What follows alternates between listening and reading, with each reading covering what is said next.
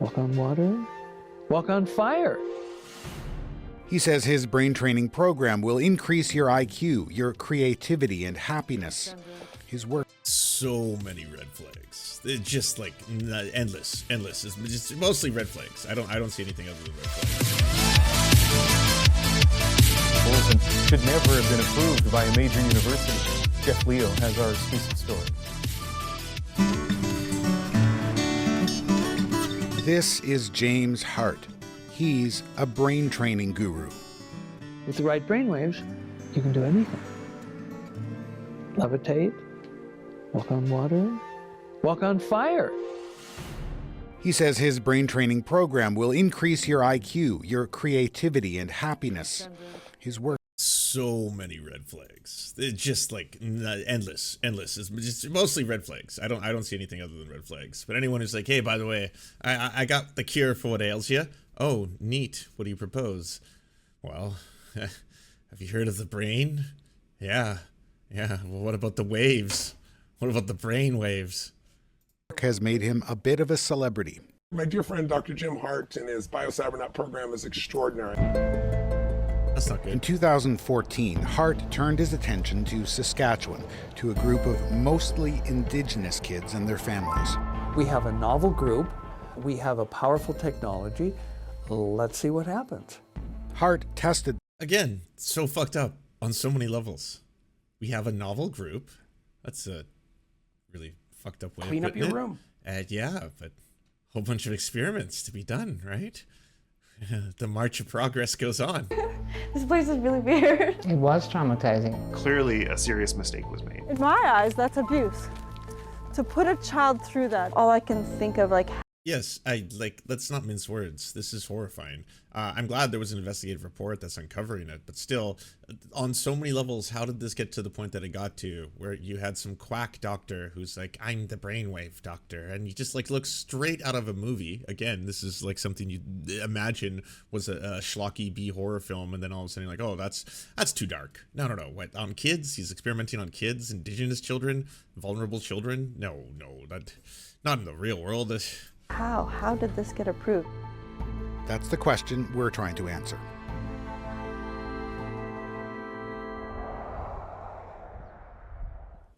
Welcome to BioCybernaut. For decades, Hart has been studying and promoting neurofeedback. Yeah, that's usually how you're greeted in most, esteemed establishments. Just walk in and a signed copy of the book for you to give to other people. Yeah, do it with it as you will. And the brainwaves, Which he says is backed by science. as a result, He does have a lot of computers. The first week, there's a 50% A lot of increase monitors. in creativity. That means science. IQ goes up 11.7 points. And again, absolute nonsense. Oh, you've got a device, you say, that just gives people brain waves and increases their IQs by a measurable amount of points. Amazing. And negative things go away, like anxiety, depression, paranoia, schizophrenia. Why are you pronouncing it like that? Neurofeedback is a technology that enables people to hear or view their own brainwaves in real time. Practitioners like Hart say it can help people detect and fix their faulty thinking patterns. Hart has his own patented version of the technology. I'm the inventor, the creator of the technology. You want to listen to the tones. He is in just 1 week. His approach provides the equivalent of 21 to 40 years of Zen meditation. For hours a day, people are all alone in a tiny pitch How many monitors do you need, Jigsaw? This is like Jesus Christ. black room, listening to their own brainwaves. Even fans of the program say it is a lot to take in. And I got to go in this dark little room that has no light and it's freezing cold, but it's a bitch. It's horrible. I wouldn't recommend it to anybody that wants easy experiences. So people come in here. They spend hours more in group sessions discussing traumatic life. I gotta say, this weirdo has spent more time on his pageantry, getting everything dressed up to look all kind of like, oh, and as we enter here, this is the neural network brain dome room. Yes, this is where you'll be able to monitor your own brain waves as I force feed them back to you. Experiences and coming up with more positive ways to think about them. Volume test. Please sit comfortably with your eyes closed. Feedback volume test starts now. Hart describes his brain training program as spiritual science. So many red flags. He claims that sometimes... Okay, so essentially, this was a torture program that was designed to do experiments on what this doctor claimed was a special group. I think he'd been watching the X-Men too much. Maybe the X-Men and the Saw movies, like back to back or at the same time on 2 monitors. That's why he needs so many monitors. It's like I watch multiple films simultaneously in order for my brain to concentrate on multiple waves at once. But in these cold, dark rooms that even Tony Robbins doesn't feel inspired enough to take place in, they essentially... will make you hear your own brain waves and patterns as you are listening and making brain waves and patterns, which they then force feedback to you to listen to.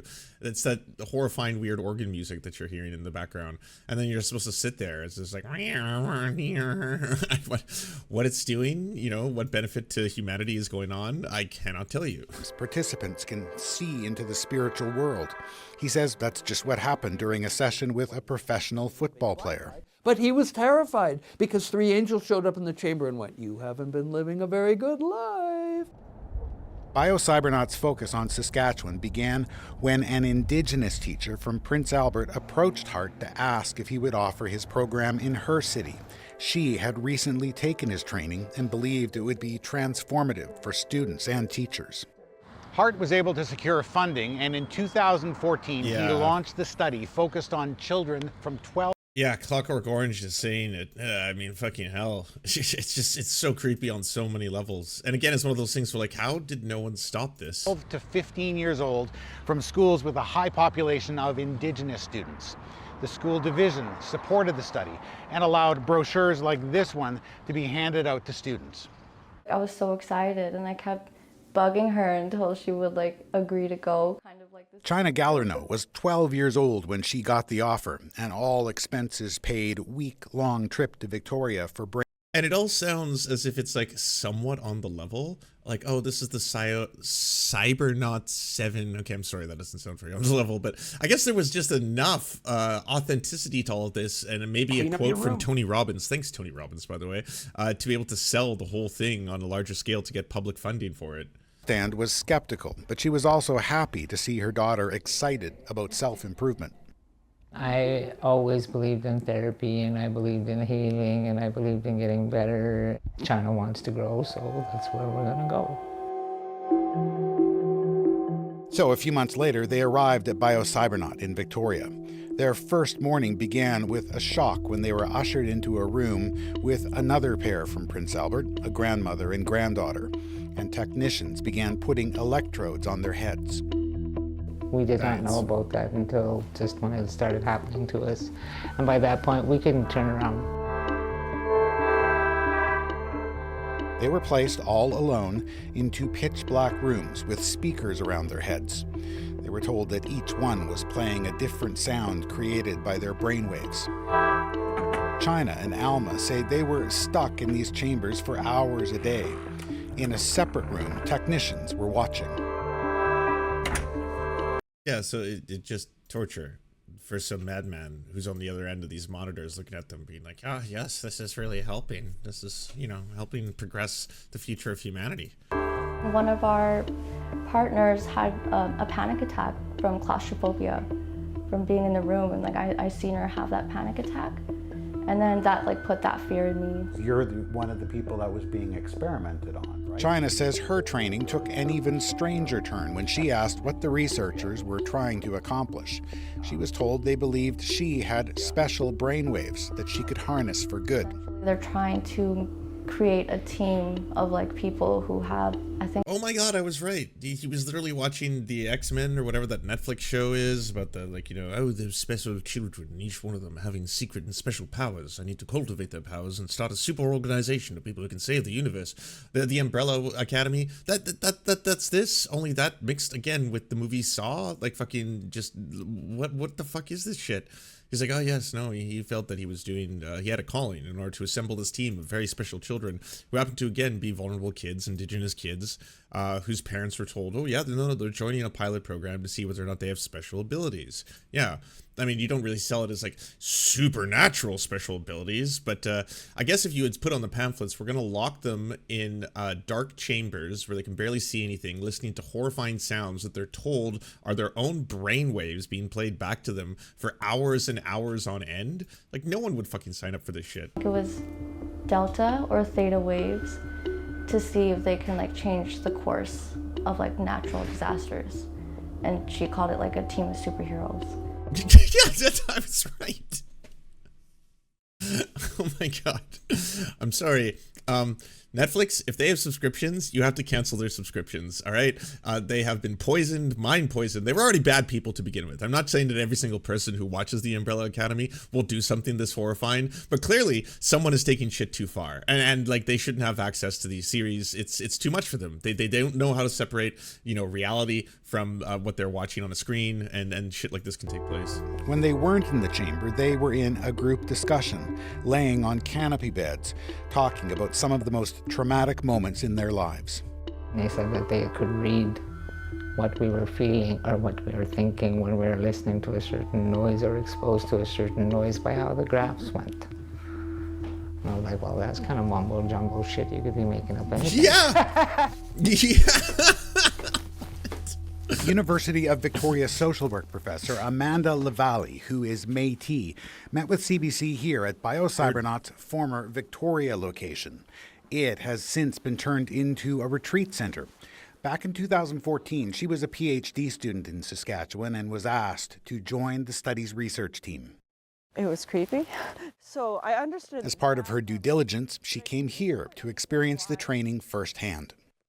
Going through this process with strangers, being recorded, and then having to lay on a bed and regurgitate all that pain over again, and then come up with an alternative, better memory of those situations. To expose a child to that process is abuse. In my eyes, that's abuse. Alma said that by day 3, China just wanted to go home. We were poor.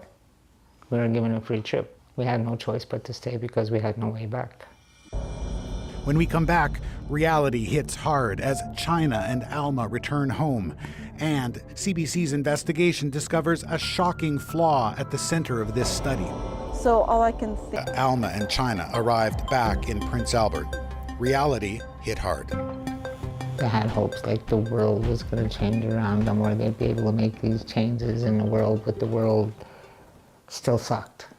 She says after the program, life seemed to get worse for them. Also, like, you know, torture aside, like, that's an incredibly, like, stressful amount of anxiety to give a kid, you know, which I guess, yeah, is also just a form of torture. But to tell them, like, hey, by the way, you have special abilities and powers. We're assembling a team. You've seen the movies, right? Have you seen Umbrella Academy on Netflix? Yeah, so that's what we're doing here. You're one of the special chosen ones. So after you go through the hours and hours of the torture where we put you in the room with no light and you just listen to your own brain waves for fucking hours on end, afterwards, we need you to save the world. Okay, so we'll start here. Why don't we just, okay, look at this picture and now prevent the crash. Do it. Prevent the crash. Use your brain waves. We need you to be heroes among us. And then all of a sudden it's like, oh no, the fire's still burning. You couldn't stop the forest fire. Look at you. You don't have true power, you know? That one of the other kids will truly have the sight. Them and others who took part. I got 6 people in mind. We all digressed after that, and I don't know if it was because of the program. Have you noticed? Neurofeedback practitioner Annette Rogel says side effects like anxiety, depression, and dissociation. To be completely fair, the old rich guy on Umbrella Academy bought the kids. I mean, I guess in this case they did too. Essentially, they told them it was a free trip, you know. It's like, hey, do you want to be a part of this program to see if your child is gifted? What parent would say no? You get a free trip all the way across the country over to Victoria. You come to the special center. There's lots of monitors. All the monitors money can buy. You're like, oh my, yes, we're not wanting for these monitors. And are possible. Neurofeedback is a strong tool. It's a strong treatment modality, and it does change the brain. We gear for improvement, but it can cause adverse reactions. Rogel says while neurofeedback can be very effective, she says several things about Hart's methodology concern her. While his neurofeedback sessions run hours a day, her research shows children can only handle a few minutes. We started with 30 minutes and we saw that it was too long. And we started shortening the sessions all the way to 6 to 10 minutes. And the learning curve and the impact of the neurofeedback was much stronger, including much less adverse reactions. She also says neurofeedback practitioners should be in the room when treating clients, especially children. To keep a child all by themselves. I was like, I gotta do a little rational wiki on this. See, the skeptics have already looked at it. Neurocore's brain training company, whose primary investors are Trump Secretary of Education. No, that's not it. Brainwave woo? Brainwave woo, or biofeedback, is pretty self-explanatory. It refers to any woo surrounding the manipulation of brainwaves. Brainwave woo's less appreciated younger brother, quantum woo. Oh, I like that. I'm totally down with quantum woo. I don't even know what it is yet, but I'm on board. And they're both commonly shoehorned into any old pseudoscience to give it the veneer of legitimacy. Brainwave woo is a favorite of dirty effing hippies, quacks. Let's see what brainwaves are. They're called neural oscillations. They're a pattern of brain activity repeated several times per second, which can be detected outside by means of equipment such as an electrophallograph. The functional role is still not fully understood. Oh, well, I mean, I'm sure feeding it back to you can do great things.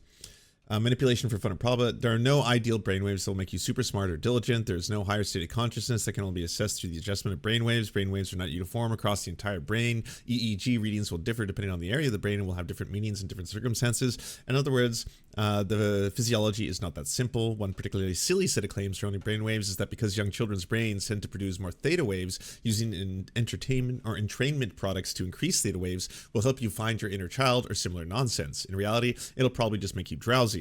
This schedule, for me, it's not acceptable. Much of the first 3 days, we tell people, is just learning how to learn. Hart says it's laughable. Oh, okay. So this isn't, again, some kind of racist child torturer. He's just teaching people how to learn. That's what it is. Yes. No, they just needed to be in the pure dark for hours on end, listening to their own brainwaves in the cold to learn, and then you'll learn. To suggest that neurofeedback can accomplish anything in just a few minutes. But this dude should be in jail, straight up. He does say that he limited the treatment to just 2 hours a day for this study for the sake of the children. And when someone else in the field, of which I still think is highly dubious, was like, I don't think children should be going for more than a couple minutes. That was my experience. He's like, oh, no. I hear your concerns. Okay, I know a lot of couple freaking out. Okay, hold on, investigation. We only did it for a couple hours. Just a couple hours for it's kids, we know, all right? And they're increasing their superpowers when I assemble my super team. And that way I'll be able to weed, the wheat from the chaff. But in the meantime, yes, it is, I took precautions, all necessary precautions when I tortured those kids. And he points out that his staff carefully monitored participants. CBC also asked Hart about the concerns raised by Alma and China, but he didn't reply. Back in 2014, just as the study was getting started, Amanda Lavallee was asked to join the research team. But after she experienced the biocybernaut training, she said no. I didn't want to be part of that project because I thought it was whacked, for a simple term. It was bonkers. Yeah, fair dues. I mean, that's my read. Especially, she's coming straight out of university. She's like, oh, this is a big opportunity working for what seems to be an established corporation. I'm going to suddenly get some good resume material. And you walk in there and you're like, so what is this? All these dark rooms you have with doors that only open from one direction? Where there's all these big speakers pointed at the person sitting and there's all these tubes coming out of everything? Oh, that's where we hook the children up to the brainwave machine. It'll read their brainwaves, and then, through the magic of my own system, they can play the brainwaves back to them for hours on end, until we can determine if their theta waves are capable of manipulating matter in the real world, at which point they will become the select team, the chosen few, to battle in the upcoming wars, the sugar wars, of which I plan to be a key part of it.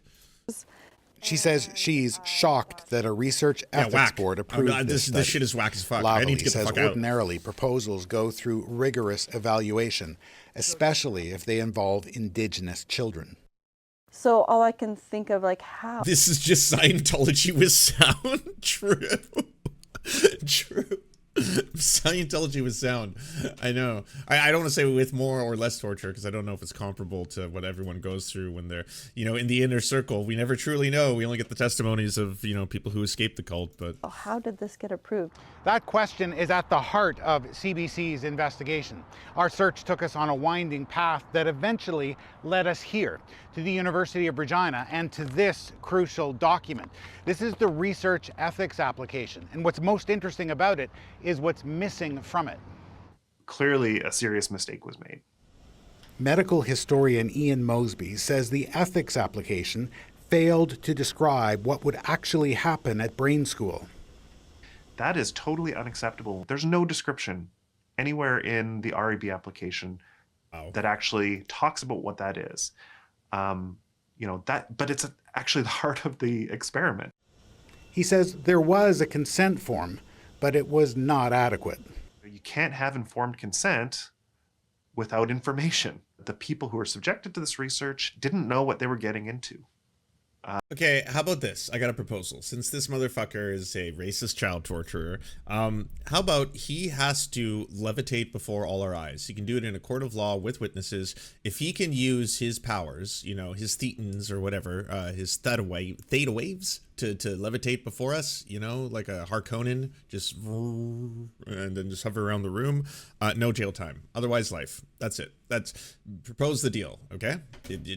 I know it's not going to fall within the bounds of the regular court of law, but then there's the offer, okay? If you can levitate around the room using your brain powers, then no jail time for you. You get off scot-free. Otherwise, life in prison. So it should be easy. After all, he's been doing this his entire life. And that's a huge problem. The University of Regina refused our request for an interview, so in an email we asked why it approved this study. The university said its research ethics board actually only reviewed a small portion of the study relating to a questionnaire for the project. The university says that it did not review BioCybernauts' methodology. Or lack thereof. Stephen Hopshin-Can says even if the University of Regina was just involved in a small portion of the study, it was obligated to ensure that the entire thing had received ethical review. You can't just say, well, we're just looking at this small part. You need to know what that part comes from and make sure that that's being done ethically. Which takes us back to James Hart.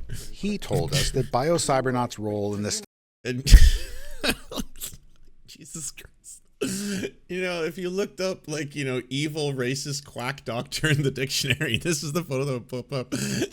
I gotta imagine. I'm sorry, this is a sidebar, but did he coordinate this? Does he wear the exact down to the number, paint yellow that he does for his own wardrobe? It's like I'm part of the wall. I am part of the experience. Do you consider me to be furniture now? So about them kids. Study was not subject to ethics review. As a private company, BioCybernaut Institute of Canada Ltd, none of that was necessary. We were training members of the public. Well, he's certainly misinformed. Private companies can't just do unapproved research. Okay, I was about to be like, I don't think that's right, but I don't have authority. I'm gonna have to Google it first, but I'm glad they got to that right away. They definitely need ethics board approval. While the University of Regina initially defended its role in the study, eventually it acknowledged something might have gone wrong. In an email, U of R Vice President Christopher Yost said the university is sorry for any role it may have played in causing harm. He says since that time, the university has tightened up its rules. And any accountability for the child torturer? There's one final twist to this story. Oh, God. It relates to a Saskatchewan academic who took the lead role in promoting this project in the first place. Carrie Barassa, the study's principal investigator, who at the time was a rising star in academia. Initially, it was Barassa who attracted Lavalley to the project because she was Lavalley's friend and mentor. So I think back and think how foolish I was. Lavallee trusted Bourassa in part because she claimed to be Métis. Oh my God, I was just thinking to myself, is this going to be yet another story of a fake Indigenous person? If you don't know, there is such like a volume of Indigenous people. I should put Indigenous in brackets in Canada, who many of whom have gotten to high positions as well, like esteemed positions into universities, esteemed positions at the Supreme Court of Canada, for example. And then when any research is done into them, it's like they're not actually Indigenous at all.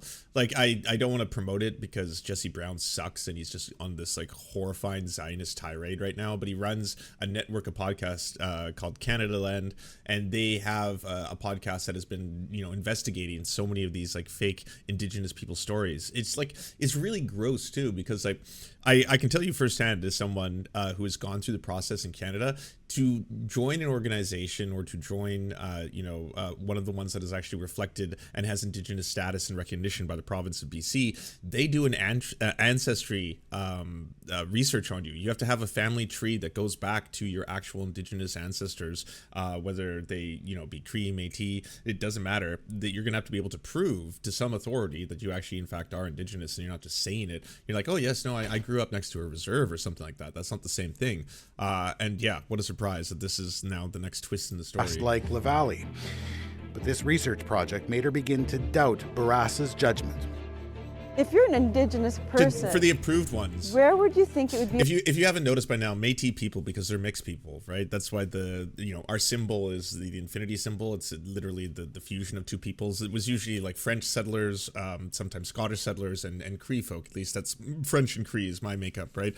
But you'll notice that like a lot of them, oftentimes, are also very white, because again, we're very mixed race. There's like a lot going on there, and because of that, it's been one of the entry points for all the weirdos, and a lot of them happen to be like sometimes racist right-wing weirdos, to try and say and join Métis associations that are not provincially recognized, aka there's grifting companies that will like put out ads that'll be like, hey, do you want to have Métis status? Apply now and join our Métis, and they're not approved by anyone. They don't have provincial recognition, they don't have federal recognition. They're just randomly a bunch of white people who are just selling people race cards. That's essentially what they are. They're the race card printing shops, and yeah, it's gross, and it's something that needs to be called out. And it's especially gross if it's being used in conjunction with, again, this racist weirdo quack doctor who's trying to take Indigenous kids and do experiments on them. Okay to do research like this. Then, in 2021. I'm mixed, white and black, but I'm white passing. I get hate from all sides of a portion of my racist family. That sucks. Yeah, that's brutal. This.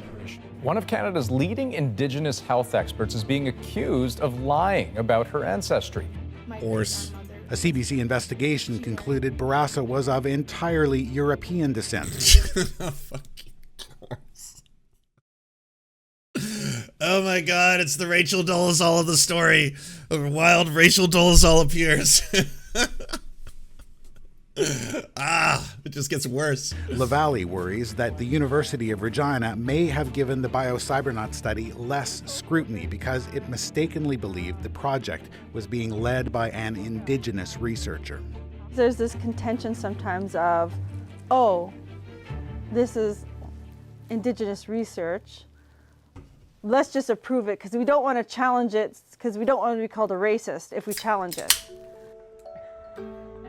Alma Stonestand says when CBC first reached out for an interview... Looney Tunes, thank you so much. 6 months already. Damn time has flown fast. I agree. I appreciate it, though. And thank you again, Jackie Sins, for the very generous donor. I appreciate that, too.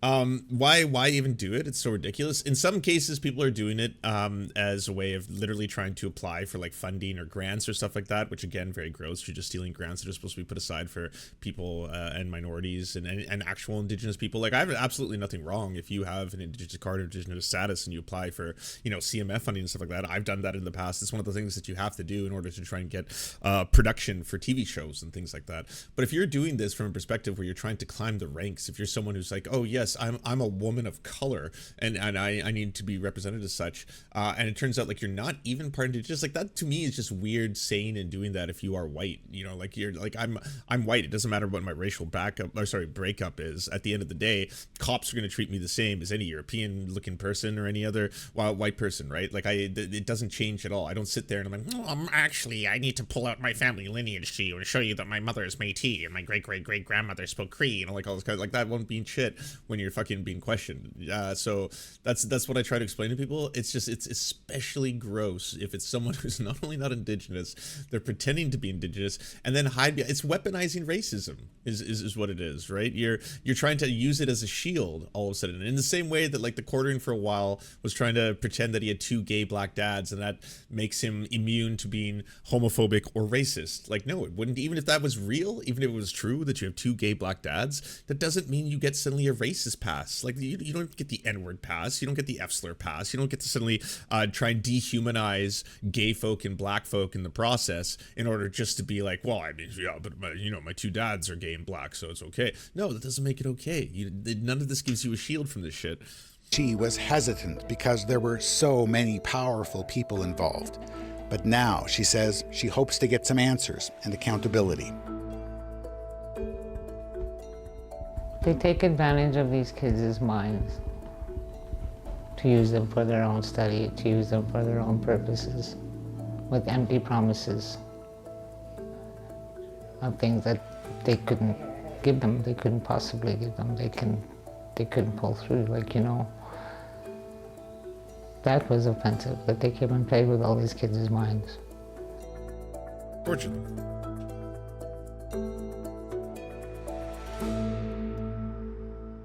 Really good report. Again, shout out to twitch.tv/darknative, spelled N8V at the very end, for sending me that.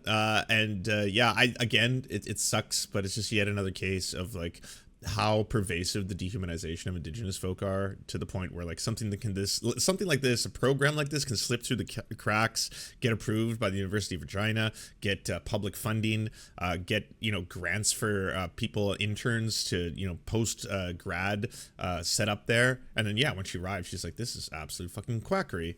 And then again, using the defense of, oh, well, someone associated with this happens to be Indigenous themselves. And then it's like, no, they're not. Howdy, everybody. I just wanted to let you know that for the cost of a cup of coffee, you can unlock bonus uncensored episodes of Mind Explosions by going to patreon.com/theserfs. Our videos couldn't exist without your support, and all our content is released early to our Patreon subscribers, as well as a ton of extra content you can't get anywhere else. Please like, subscribe, and thumbs up this channel, and if you're feeling extra perky, share it anywhere you think people would like to see or learn from our videos. Thank you so much for watching, everybody. We first want to give a shout out to everyone who makes this show possible. This program is produced thanks to the generous support of our Patreon supporters: Anna Loves Riley, Arian McCarthy, Cheryl Alvarez, Comrade Junkie, Doug Caddy, Everything Important, Hagbar Celine, Jimmy Sombrero, Multi Mondi, Omni, Peanut Butter Blondie, Political Poppy, Preston Kroll, Quiet 185, Richard Bomey, Riley and Anna, Roller Dragon, Ruby, Cernicus, Stellar Gwyn, Sebastian Demmel, Travis McClinton, and Words Greenwood, as well as every other person you see on the screen right now. This show would not be possible without them. And if you want to join these wonderful people who make this entire program possible, simply go to patreon.com/theserfs and you can unlock uncensored and bonus episodes and, help us exist.